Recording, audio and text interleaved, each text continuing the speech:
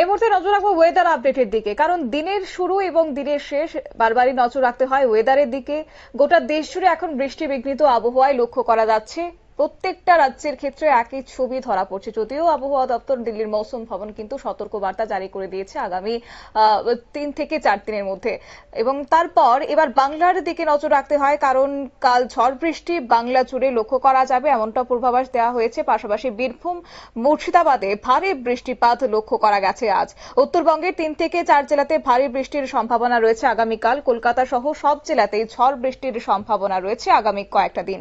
আগামী সপ্তাহে 28 মে বুধবার থেকে বৃষ্টির সম্ভাবনা বাড়বে দক্ষিণবঙ্গে, কারণ বঙ্গোপসাগরে ইতিমধ্যে নিম্নচাপের প্রভাবে উত্তর এবং দক্ষিণ 24 পরগনা, পাশাপাশি পূর্ব এবং এছাড়াও পশ্চিম মেদিনীপুরে ভারী বৃষ্টিপাতের আশঙ্কা রয়েছে বুধবার থেকে।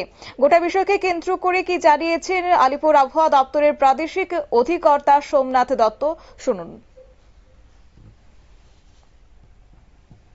60 কিলোমিটার গতিবেগে, কোথাও 40 থেকে 50 কিলোমিটার প্রতি ঘন্টায় গতিবেগে।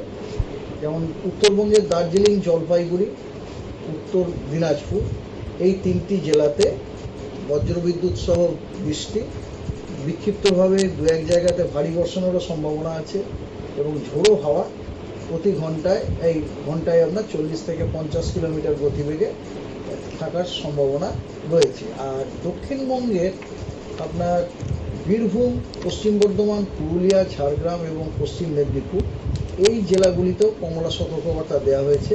কী কারণে না, বিক্ষিপ্তভাবে বজ্রবিদ্যুৎ সহ বৃষ্টি এবং তার সাথে ঝোড়ো হাওয়া 50 থেকে 60 কিলোমিটার প্রতি ঘন্টায়। এবং এটা বাদ দিলে পশ্চিমবঙ্গের অন্যান্য সমস্ত জেলাগুলিতেও কিন্তু আপনার থান্ডারস্টর্ম উইথ লাইটনিং এবং তার সাথে ঝোড়ো হাওয়া 40 থেকে 50 কিলোমিটার প্রতি ঘন্টায় বইবার সম্ভাবনা রয়েছে এবং এই জেলাগুলোতে হলুদ সতর্কবার্তা দেওয়া হয়েছে। বীরভূম এবং পশ্চিম মেদিনীপুরে 2-1 জায়গাতে ভারী বর্ষণেরও সম্ভাবনা রয়েছে।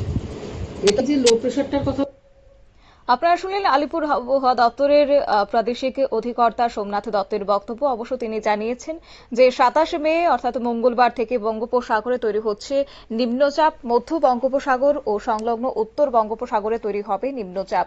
আর বৃহস্পতিবারের মধ্যে সেই নিম্নচাপ শক্তি বাড়িয়ে উত্তর বঙ্গোপসাগরের দিকে এগোবে। তবে এই নিম্নচাপ থেকে ঘূর্ণিঝড়ের সম্ভাবনা এখনই দেখছে না আলিপুর আবহাওয়া দপ্তরের বিজ্ঞানীরা। আরব সাগরে নিম্নচাপ ক্রমশ ঘনীভূত হচ্ছে ঠিকই, কিন্তু এই নিম্নচাপ উত্তরমুখী হয়ে গভীর নিম্নচাপ এবং আগামী দিনে আরো শক্তিশালী হওয়ার সম্ভাবনা রয়েছে। নিয়ে নিচ্ছি ছোট্ট একটি বিজ্ঞাপন বিরতি, সঙ্গে থাকুন।